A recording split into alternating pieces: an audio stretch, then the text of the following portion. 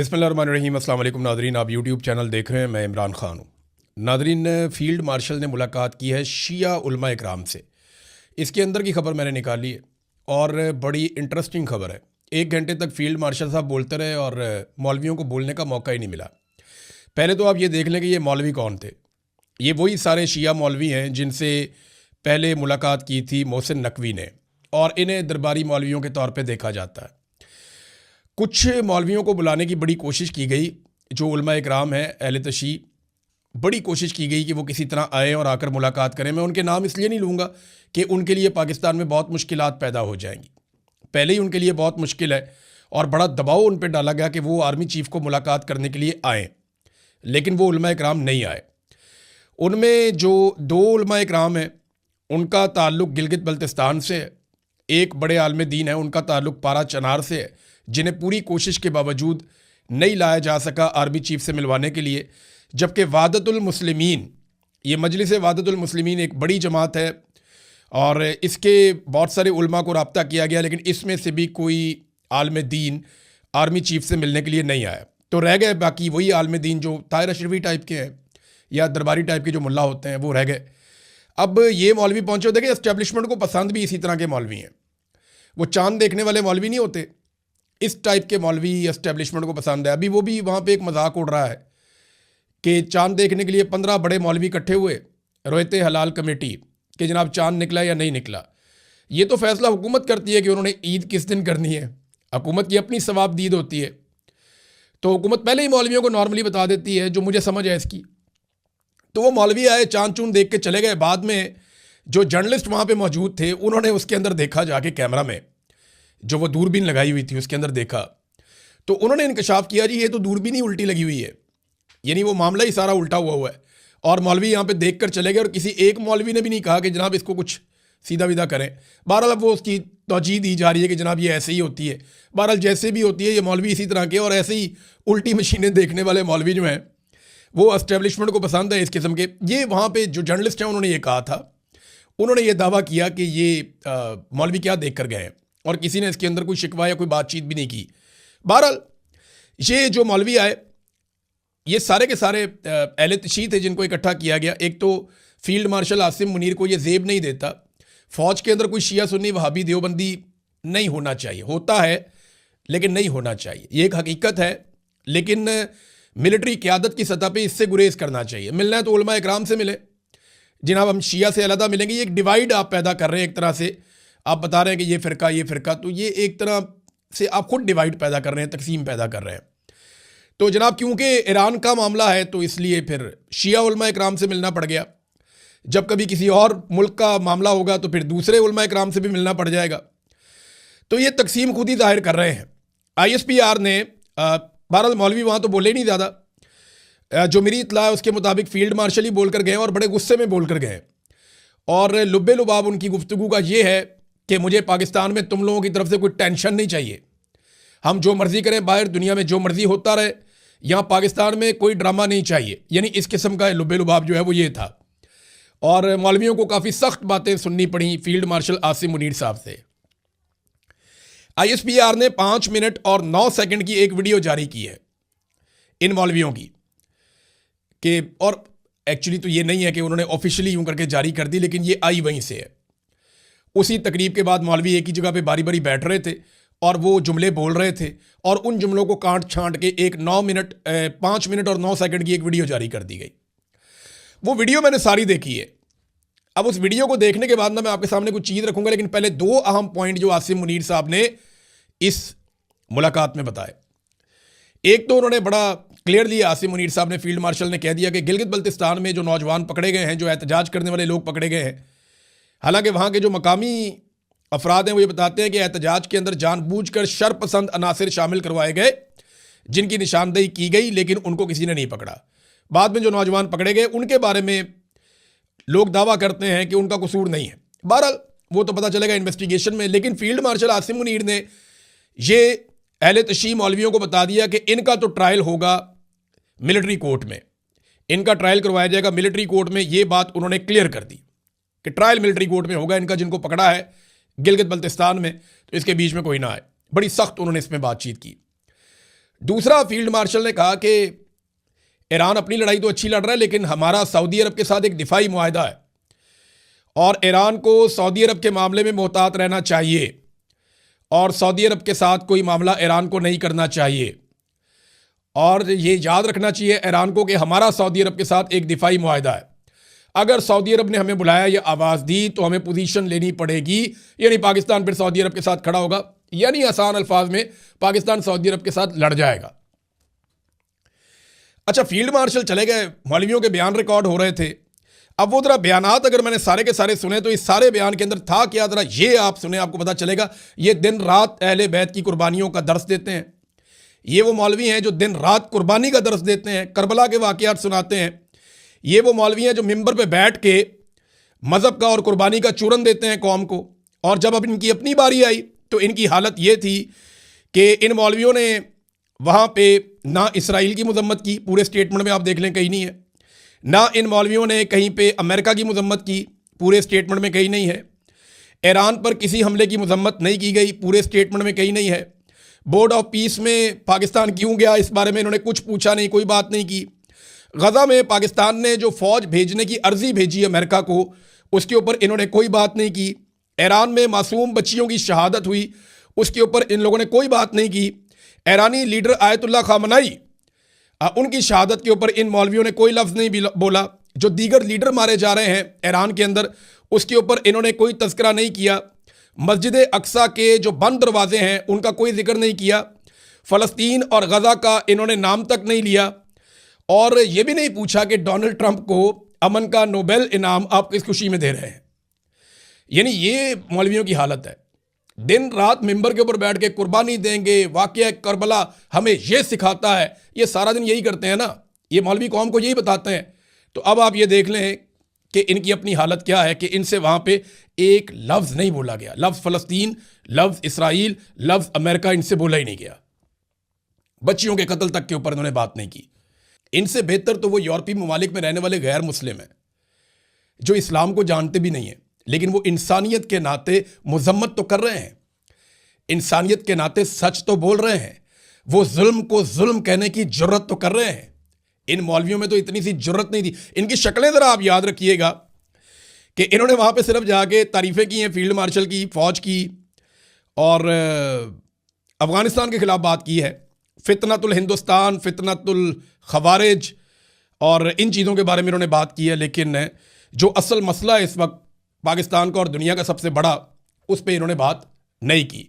और लुब्बे लुबाब ये है कि इन मौलवियों को बता के समझा दिया गया कि ख़बरदार अगर किसी ने चूँ चाँ भी की तो ख़बरदार, कोई अपनी जगह से हिला, बाहर जो मर्ज़ी होता रहे, हम जो मर्ज़ी करते रहें, तुम्हारा कोई काम नहीं है बोलने का, बात करने का। बहरहाल वो तो देखेंगे, जब होगा तब देखी जाएगी। ऐसा दिखाई देता है कि लड़ाई जल्द ख़त्म होने वाली नहीं है, क्योंकि अमेरिका का नुकसान बढ़ता जा रहा है और इसराइल हर हालत में इस लड़ाई को कंटिन्यू रखना चाहता है। नेतन्याहू का एक बहुत बड़ा मंसूबा सामने आया, मैं आपके सामने रखता हूं। लेकिन वॉल स्ट्रीट जर्नल की एक रिपोर्ट है, उसने इंकशाफ किया है कि अरब ममालिक ये एतराफ़ नहीं कर रहे, इस बात को मान नहीं रहे, मगर उनकी सरजमीन को अमेरिका ने हमलों की लॉन्चिंग के लिए लगातार इस्तेमाल किया है। यानी अमेरिका अपने हमलों के लिए अरब ममालिक की सरजमीन को इस्तेमाल कर रहा है, लेकिन अरब ममालिक मान नहीं रहे। ये बात की है वॉल स्ट्रीट जर्नल ने। इसके बाद जनाब हमारे पास यहाँ पे एक स्टेटमेंट है, कतर, बहरीन, कुवैत, अरब अमारात, सऊदी अरब हमारे साथ पहले दिन से ईरान जंग में हमारी मदद कर रहे हैं। ईरान जो है वो बिला वजह हमले कर रहा है, हमें फ़ख्र है, हम मिडल ईस्ट के साथ मिलकर लड़ रहे हैं। ये स्टेटमेंट है जनाब अमरीकी वज़ीर दिफा का, और उन्होंने ये स्टेटमेंट दिया कि जनाब ये ममालिक तो हमारे साथ हैं। अब वॉल स्ट्रीट जर्नल भी यही कह रहा है, पीट हेग्सेट भी यही कह रहा है, अमरीकी वज़ीर दिफा, डोनाल्ड ट्रंप भी ये बात करता है। बहरहाल सऊदी वज़ीर ख़ारजा का स्टेटमेंट बहुत इंपॉर्टेंट है। तो ऐसा दिखाई देता है कि पाकिस्तान ने अब तैयारी कर ली है और ज़हन बना लिया है कि अगर सऊदी अरब ने आवाज़ दी तो पाकिस्तान इस लड़ाई में उतरने जा रहा है। सऊदी वज़ीर ख़ारजा का स्टेटमेंट मैं आपके सामने रखता हूँ, जो इस मौके पर बड़ा अहम है। सऊदी वज़ीर ख़ारजा शहज़ादा फैसल बिन फरहान का मुसलमान ममालिक के वज़राए ख़ारजा के साथ अहम इजलास के बाद ईरान के ख़िलाफ़ सख्त बयान। ईरान के अंदाजे गलत हैं, वो समझता है कि खलीजी ममालिक जवाब देने की सलाहियत नहीं रखते। हम किसी ब्लैकमेलिंग के आगे झुकेंगे और ना ही किसी धमकी से मरगूब होंगे। ईरान को फौरी तौर पर अपने हमले बंद करने होंगे और अपनी दुश्मनाना पॉलिसियाँ तर्क करना होंगी। ईरानियों ने पैगाम को नहीं समझा और अपने पड़ोसियों के खिलाफ हद से तजावज़ किया है। ईरान की जानिब से तवानाई की सप्लाई को निशाना बनाना पूरी दुनिया को मुतासर करता है। ईरान का तर्ज अमल तवील अरसे से मुसल्लह मिलिशियाओं और इंतहा पसंद ग्रोहों की हमायत पर मबनी रहा है। ईरान को यह समझना होगा कि इसके रवैये की संगीन नताइज बरामद होंगे। हम ईरानी जारहियत को रोकने के लिए हर मुमकिना ज़रूरी वसीला इस्तेमाल करेंगे। मुमलिकत और इसके शराकतदार बड़ी सलाहियतों के हामिल हैं और हमने जो सब्र दिखाया वो लामहदूद नहीं है। ये सब्र का ख़त्म होना 1 दिन, 2 दिन या 1 हफ़्ता भी हो सकता है। मैं वक्त नहीं बताऊंगा। यानी ऐसा लगता है कि अगले 1 हफ़्ते के अंदर अंदर अरब ममालिक जो है वो अनाउंसमेंट कर सकते हैं और फिर उनको लड़ाई में उतरेंगे तो पाकिस्तान को भी उतरना पड़ेगा। और पाकिस्तान में शिया उलमा इकराम को बुला के आर्मी चीफ ने उन्हें कह भी दिया है, एडवांस शटअप कॉल इसको कहते हैं, उनको दे दिए कि खबरदार किसी ने चूं चां की तो हम बाहर जो मर्जी करें। और अमेरिका ने भी बता दिया है, वॉल स्ट्रीट जर्नल ने भी कह दिया कि अरब ममालिक हमारे साथ हैं। उनके वज़ीर दिफा ने भी इस बात की तस्दीक कर दी है। और वज़ीर ख़ारजा जो हैं सऊदी अरब के, उन्होंने एक बड़ा सख्त बयान भी दे दिया है। डोनाल्ड ट्रंप की हालत ऐसी है कि इस वक्त द इकोनॉमिस्ट ने उनकी एक तस्वीर जारी की है और उसके ऊपर एक स्टेटमेंट भी दिया है कि ईरान में जंग डोनाल्ड ट्रंप को कमज़ोर और ज़्यादा गुस्से वाला बना रही है। सदर की सियासी सुपर पावर को कम करके उनकी लापरवाह मुहिम उन्हें मज़ीद ख़तरनाक बना सकती है। सोचे समझे बगैर शुरू की गई जंग बड़ा बहरान बन सकती है। अगर ये जंग महीनों तक जारी रही तो इनकी सदारत को ज़मीन पर भी गिरा सकती है।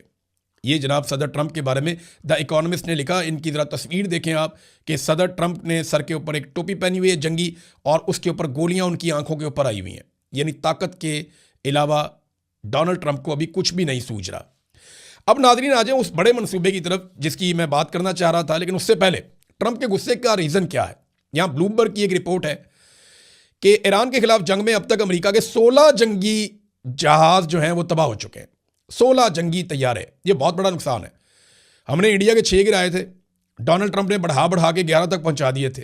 तो डोनाल्ड ट्रंप के अपने जो हैं वो 16 अब तक तैयारे तबाह हो चुके हैं। ये इंकशाफ किया है ब्लूमबर्ग ने। अच्छा, इसके अलावा उन्होंने ये बताया कि 10 स्ट्राइक ड्रोन्स भी हैं जो तबाह हो गए हैं। 6 अमेरिकी जंगी जहाज़ों को शदीद नुकसान पहुंचा है और वो जहाज़ हैं जो तबाह होने वाले 16 जहाज़ों के अलावा हैं। यानी 6 को नुकसान पहुंच गया, 16 तबाह हो गए, ये तो फिर 22 हो गए। और उनके जो खौफनाक ड्रोन्स हैं बड़े शानदार, वो भी तबाह हो रहे हैं। तो 3 जो जंगी तैयारे हैं वो कुवैत की फ़िज़ाओं में तबाह हो गए थे पहले, और 135 टैंकर जो है तैयारे जो रिफ्यूलिंग करते हैं वो भी तबाह हुए हैं। 6 अरकान भी उसके जो हैं वो मारे गए अमेरिका के। और अभी एक जो तैयारा अमेरिका का गिरा उसकी एक फुटेज भी जारी कर दी है ईरान ने। ये जनाब दिखा रहे हैं कि ईरान ने गुज़िश्ता रात दुश्मन के 4 जंगी तैयारे तबाह कर दिए हैं। ये बात ईरानी फ़ौजी तर्जुमान कह रहे हैं कि 4 तैयारे उन्होंने तबाह किए हैं। और एक उन्होंने फुटेज जारी की है जिसमें 5th जनरेशन स्टेल्थ F-35 तैयारे को ज़मीन से हिट किया गया है। ये F-35 जो है ना दुनिया का सबसे फाइनेस्ट शानदार तैयारा, जदीद तरीन 5th जनरेशन का, और इसको रेडार नहीं पकड़ सकते। ज़मीन से इसको तबाह किया है ईरान ने। ये बहुत बड़ी कामयाबी है। उन्होंने इसकी फुटेज भी जारी की है और उनके ऑफिशियल अकाउंट से ये फुटेज जारी की गई है। अब आ जाए नाजरीन वो खेल की तरफ जो मैं आपको इस वीलॉग में समझाऊंगा। ये समझाने के लिए मैंने बहुत सारे नक्शे इकट्ठे किए हैं। ये नक्शे मैं आपके सामने रखने लगा हूँ। इन्हें ज़रा आपने गौर से देखना है तो आपको समझ आ जाएगा कि नेतन्याहू एक्चुअली क्या कह रहा है। पहले आप नेतन्याहू की बात सुन लें। नेतन्याहू ने कहा कि मामला जोहरी हथियारों का नहीं है, यानी जो दिखाई दे रहा है मामला जोहरी हथियारों का दिखाई नहीं दे रहा। नेतन्याहू ने कहा कि मशरिक़ वुस्ता से तेल की पाइपलाइन इसराइली बंदरगाहों तक पहुंचाने का एक मंसूबा बनाया जा रहा है। यानी वो ये कहते हैं कि बाब मंदब को और आबनाए हुरमस को इसको नज़रअंदाज किया जाए और सऊदी अरब के रास्ते उर्दन में दाखिल हों और वहाँ से इसराइल के ज़रिए से तमाम अरब ममालिक का तेल इसराइल में जाकर जमा हो और वहाँ से सारे यूरोप को मिले, यानी मगरबी ममालिक की मौजें लग जाएं। अब ज़रा ये नेतन्याहू ने कहा है, उसका ये स्टेटमेंट है, आप इसको निकाल के सुन सकते हैं, मेरे सामने पड़ा हुआ है। अब मैं आपको दिखाता हूँ कि एक्चुअली सबसे पहला नक्शा कौन सा है। ये नक्शा देखिए, ये मिडल ईस्ट का मैप है। इसमें आपको बहुत सारे ममालिक नज़र आ रहे हैं। मैं आपको आसान करके आहिस्ता आहिस्ता समझाऊंगा। ये पहली तस्वीर आप देख रहे हैं, ये मिडल ईस्ट का मैप है। इसमें जो नीला हिस्सा है वो समंदर है, और जो बाकी अलग अलग कलर्स हैं वो अलग अलग ममालिक हैं। तो सबसे पहली तस्वीर दूसरी आप देखें, इसमें आपको सऊदी अरब रेड सर्कल में नजर आ रहा है। ये जो मुल्क है ब्राउन कलर का, ये सऊदी अरब है। इसके बाद अगली तस्वीर में जो सर्कल किया गया है ये ओमान है। इससे अगली तस्वीर में एक छोटा सा मुल्क है सऊदी अरब के साथ समंदर के किनारे, ये कतर है। और इससे अगली तस्वीर में जो मुल्क आपको नजर आ रहा है पर्पल कलर का, ये है यूएई, दुबई। और इससे अगली तस्वीर में एक बहुत छोटा सर्कल है जो कतर के साथ है, ये बहरीन है। और एक और मुल्क येलो कलर का ये ऊपर आपको नजर आ रहा है, ये कुवैत है। अब ये तमाम ममालिक जो हैं, इनके जो तेल के ज़खायर हैं ये पर्शियन गल्फ में, यानी जहां पे ये मैंने सारे ममालिक आपको दिखाए हैं ना, इसके सामने वाला जो समुंदर है इस एरिया के अंदर इनका ज्यादा तेल मौजूद है। अब ये इस तेल को दुनिया के पास ले जाते कैसे हैं वो मैं आपको बताता हूं, लेकिन पहले देखें ये अगला मुल्क, ये उर्दन है सऊदी अरब से ऊपर। ये येलो कलर का आपको नजर आ रहा है, ये उर्दन है। उर्दन से ऊपर आप चले जाएं तो ये लगभग पिंक कलर का आपको एक मुल्क नजर आ रहा है, छोटा सा, ये जनाब यहां फसाद है सारा। और ये इसराइल है, ये इसराइल है। और इसके पास जो पिछला वाला इसका एरिया है, यानी इन ममालिक से ऊपर वाला जो इसका एरिया है, वहां जो समंदर लगता है उसको मेडिटेरेनियन सी कहते हैं। यह समुंदर तुर्की और यूरोप की तरफ जाता है, यानी यूरोप को जो मिलाता है गल्फ के साथ या खलीजी ममालिक के साथ, वो ये वाला समंदर है जो इसराइल से ऊपर की जानिब आपको नजर आ रहा है। अब आ जाए आप अगली तस्वीर में, तो ये एक तीर का निशान आपको नजर आ रहा है। ये जिस सब्ज मुल्क की तरफ इशारा कर रहा है ये है यमन, इसको सिर्फ आपने याद रखना है। अब मैं आपको एक तस्वीर दिखा रहा हूं, इसमें आप ये देखें, ये एक लाल लकीर आपको दिखाई दे रही, ये पर्शियन गल्फ से तेल लेकर चलते हैं, ये तेल का रास्ता है। मगरबी ममालिक के लिए या यूरोपीय ममालिक के लिए जो तेल का रास्ता है, और यहीं से पूरी दुनिया को तेल जाता है। इंग्लैंड भी यहां पे आता है, यूरोप के सारे ममालिक, यूरोपीय यूनियन यहां पे आता है। तेल और गैस का जो मेन रूट है वो ये है, जो सबसे छोटा रास्ता है ये रास्ता है जनाब। आप लाल लकीर में आप देख लें, ये पूरा समंदर में से गुजरता है, पर्शियन गल्फ में से होता हुआ ये अरेबियन सी में आता है, और वहां से ये बारीक दूसरी पट्टी आती है रेड सी, उसके अंदर दाखिल होता है, और ऊपर से ये मिस्र में से गुजर के चला जाता है मेडिटेरेनियन सी में, और वो जाके यूरोप के साथ मिल जाता है। अब ये आप एक तस्वीर के अंदर एक छोटा सा रेड आप एक निशान देख रहे हैं, ये जो रेड निशान है ना, ये ईरान और यूएई के दरमियान में है, इसको कहते हैं आबनाए हुर्मुज़। ये रास्ता ईरान ने बंद किया है, तो जो तेल सारा ऊपर से नीचे आता है इस रास्ते पे ईरान ने ब्लॉकेज लगाई है। अब आपको एक और रास्ता दिखाता हूं, ये देखें दूसरा रास्ता, यहां पे भी एक निशान आपको मैंने दिखाया, इसको कहते हैं बाबे मंदब। ये जो बाबे मंदब का इलाका है ना, ये भी बहुत इंपॉर्टेंट है। इसके एक तरफ यमन बैठा है और दूसरी तरफ इसके जबूती है। ये भी बहुत इंपॉर्टेंट एरिया है, यहां से तेल और गैस की तरसील के लिए, तिजारत के लिए बहुत अहम इलाका है।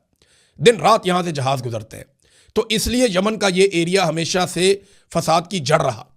यहीं पे यूएई कंट्रोल करना चाहता है, सऊदी अरब और यमन के हौसी बागी भी, ईरान की भी यहां पे इंटरेस्ट है।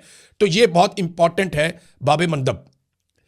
जो इसराइली वजीर आजम नेतन्याहू है उसने इन दोनों इलाकों के नाम लिए, आबनाए हुर्मुज़ का भी नाम लिया है और बाबे मंदब का भी नाम लिया है, कि ये दोनों इलाकों को अवॉइड करके हम बीच में से एक पाइपलाइन लेकर आते हैं इसराइल में, और यहां से पूरी दुनिया को हम तेल देंगे, गैस देंगे। कैसे, ये तस्वीर देखें आप।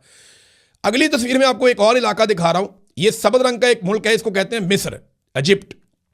ये एक बारीक लकीर आपको ऊपर नजर आ रही है, एरो बना हुआ है, ये वो सुएज कैनाल है। ये एक ऐसी नहर है जिसको बनाया गया था कि बहरी जहाज यहां से गुजरें, जब पूरी लकीर क्रॉस करें तो ऊपर यहां से निकलकर वो यूरोपीय समंदर में दाखिल होकर यूरोप तक ले जाएं माल को, और वहां से वापस ले आए।